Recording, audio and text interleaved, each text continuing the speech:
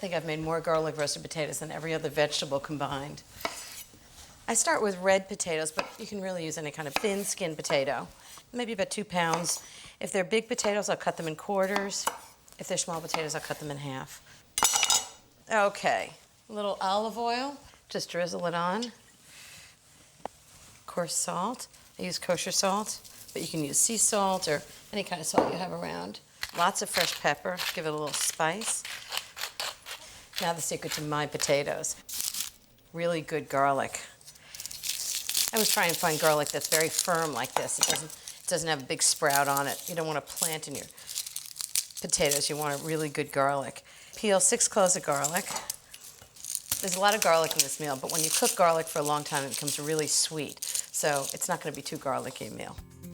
Now, the easiest way I find to chop garlic is just to leave the tip of the blade on the board and run the knife back and forth and really let the blade do the work.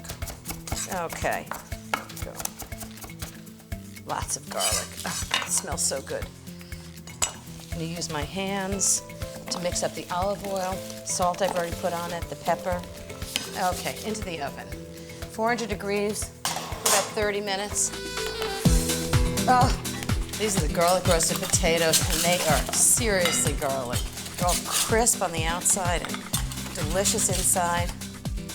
It's like the entire kitchen. Hi, sweetie. Ooh, that looks great. That look good. That looks great. Can I grab this right now? What you've been dreaming of all the way home? You want some wine? And I'd love some wine. That'd be fabulous. And a sprinkling of parsley on the top. So the next high-low dish I'm making is I'm going to take a simple baked potato and I'm going to do a crust with herbs and lemon zest. And then I'm going to fill it with feta. Okay. I'm going to take these 4 huge potatoes, put them on the sheet pan. Okay. Then the next thing I'm going to do is I'm going to pierce them with a fork, because otherwise you'll have potatoes exploding all over your oven, which isn't pretty. Not to mention you wouldn't have dinner. Okay, now I'm going to make an herb and lemon rub that I'm going to put on the potatoes, and it makes them taste so good. So first I need rosemary. I'm going to just chop it first. I need about a tablespoon. Just put it right in the food processor. And now 2 teaspoons of thyme leaves, the zest of 1 lemon, and lots of salt. I'm using a tablespoon of fleur de sel or sea salt, which is kind of a briny flavor rather than being too sharp and salty. And just give that a pulse so it gets really finely chopped. Okay. Does this smell good? The thing I'm gonna do is rub all the potatoes in olive oil and then roll them around in this mixture so it adheres to the outside of it, and then bake them. And that really gets the flavor into it. So, a little olive oil. You don't have to measure it. Just kind of rub it on. Make sure each potato is covered. Olive oil actually does 3 things. Keeps the skin tender, which is good when you're eating it. It flavors the potato, but it also allows the lemon and all the herbs to adhere to it. Lots of flavor. Okay, so I'm gonna take each one and just roll it around in the herbs and the salt and rosemary. Now, how good does that look? That look great. Just enough on each one to give it lots of flavor. Okay, into the oven, 400 degrees for 60 minutes, and they're gonna be really tender, and I'm gonna make a great feta filling for them.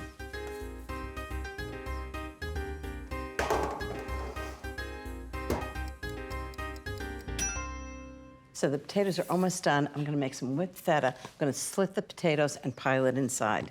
So first I need 6 ounces of Greek feta. I'm gonna crumble it up. You can use French feta, which is a little milder, but I kind of like the tanginess of Greek feta.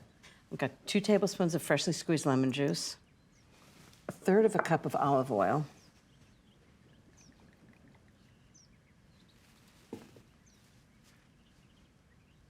2 ounces of cream cheese. It has to be room temperature, otherwise it won't whip well. Salt and pepper. Very simple potato, but it really takes it to another level. And just give it a blitz in the food processor. We want it nice and creamy. How good an idea was this? Okay, I think the potatoes are done. They smell so great. Lemon and herbs and salt. Who wouldn't like that? Okay, I'm just gonna slit them open.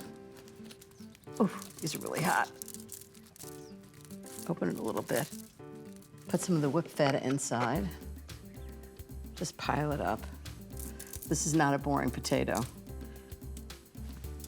Maybe some fresh chives. Okay, I'm gonna finish this one. I'm gonna do the rest, and I'm gonna put them on a plate. These are gonna be really good.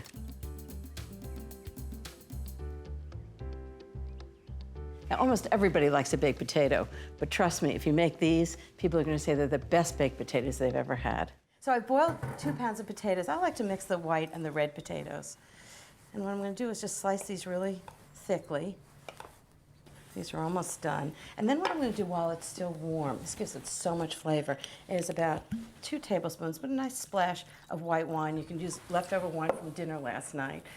And a splash of chicken stock. And while the potatoes are still warm, it really gets into the potatoes. Big spoon, just toss it all together. Some salt and pepper. You want the potatoes just to have as much flavor as possible before you start. So that's the potatoes, and the next thing I'm gonna make is the vinaigrette. So the key ingredients for a good vinaigrette are good vinegar and good olive oil. I'm gonna do, this is champagne vinegar, but if you have good cider vinegar or white wine vinegar, it's great. I just wouldn't use red wine vinegar for this. And then I'm gonna add about a half a teaspoon of Dijon mustard.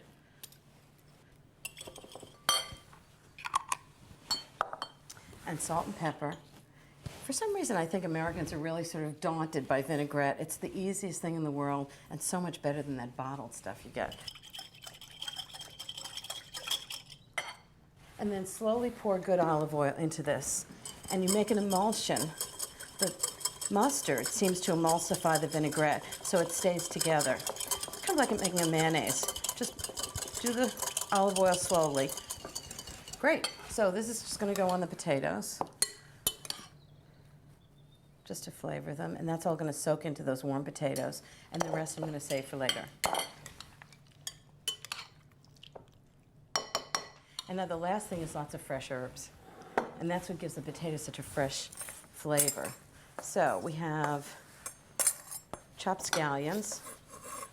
Chop them already, but give them another rough cut. I really like when they're roughly cut. I don't like them to be so precision-like that you don't actually see what it is. It just gives you a sense that there are scallions in it. Look how gorgeous this looks. And fresh basil, just take the leaves off. And you can either do this with a rough chop or you can do it julienne, but I think I'm just gonna do it roughly chopped. Okay, lots of fresh basil. And then fresh dill. It's a great way to take leaves off the dill. Is just run your knife along and takes all those leaves off without pulling them off one by one. And then the longer this soaks in the fridge and the longer it sits, the better it tastes. So, potatoes are really tender, but they're still firm enough so they have flavor. You could use a little more salt. That's my motto. It always needs more salt. A little more pepper, bring out the flavors, and it's going to be just delicious. On that big platter with our salad niçoise. Done. I'll put them in the bowl of an electric mixer, turn it on low speed for a few seconds just to break them up. Then slowly add a hot mixture of 1 cup of whole milk and 6 tablespoons of melted butter. This makes the potatoes really creamy. Then I'll add a half a cup of sour cream, 2 teaspoons of kosher salt, 1 teaspoon of black pepper. Give it a final mix and the potatoes are done. So once you've nailed the classic recipe for mashed potatoes, you can use it for all kinds of incredible variations. Let me tell you about some of mine. Idea 1, add 3 ounces of room temperature white truffle butter to the mashed potatoes. Mix it in, and classic mashed potatoes become truffle mashed potatoes. It's so luxurious. Idea 2, add half a cup of freshly grated Parmesan cheese, and you have Parmesan mashed potatoes, spicy and delicious. Idea 3, into a pan, just add half a cup of garlic cloves to half a cup of olive oil Bring it to a boil, lower the heat, and simmer it for 20 minutes until the garlic is soft and just lightly browned. Then turn off the heat and let it cool. After 20 minutes, add the tender garlic cloves to the mashed potatoes, along with 3 tablespoons of the garlic oil. Mix them in, and wow, really garlicky mashed potatoes. That's 3 variations that everyone will love. But don't forget the classic. It's really good, too. I just can't help myself. I have to try it. It is. It's creamy and chunky. You can really taste a little sour cream. So good. I'm making a special breakfast for Jeffrey. It's potato latkes with applesauce. Something from my childhood. My mother used to make them when I was little. Basically 2 baking potatoes that I've peeled. And I'm just grating them in a box grater. You can actually do it in a food processor on the grating disc, but for 2 potatoes, it's not worth making a mess. You don't want to do this too long in advance because the potatoes will turn brown. Not pretty. The big thing here is keep your fingers out of the grater. Okay, so that's 2 potatoes. So I take a clean kitchen towel and just put the potatoes right inside and just roll the kitchen towel around it and then just squeeze it right over the sink so you get as much liquid out of it as you can possibly get. This is actually why baking potatoes are good for this. Any other potato has much more moisture in it. Baking potatoes tend to be a little dry. Okay, fantastic. Right into the bowl. Okay, next I need 1 egg.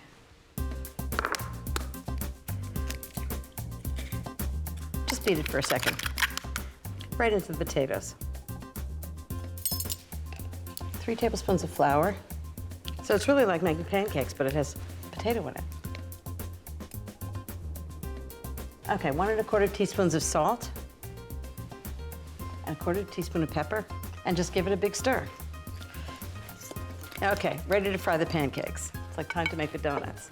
So I'm just gonna heat up a big pan. You don't wanna crowd them because you want them to really fry nicely. And I've made some clarified butter, which is really helpful. It doesn't burn at a high temperature. 3 tablespoons of clarified butter. Clarified butter is really important because the milk solids in butter are gonna burn, and you don't want this to. So to make clarified butter, what you do is heat butter and just let it settle. The milk solids will come out to the bottom, and then you pour off the clear golden liquid, and that's clarified butter. Okay, clarified butter is nice and hot. It's got a tablespoon of pancake mix right in. For hors d'oeuvres, I do little potato pancakes, but for this, I think I'm gonna do a heaping tablespoon for each one, just for Jeffrey and me. Oh, is he gonna be happy? So I think I'll get probably 6 out of this, which is perfect. 3 for him, 3 for me.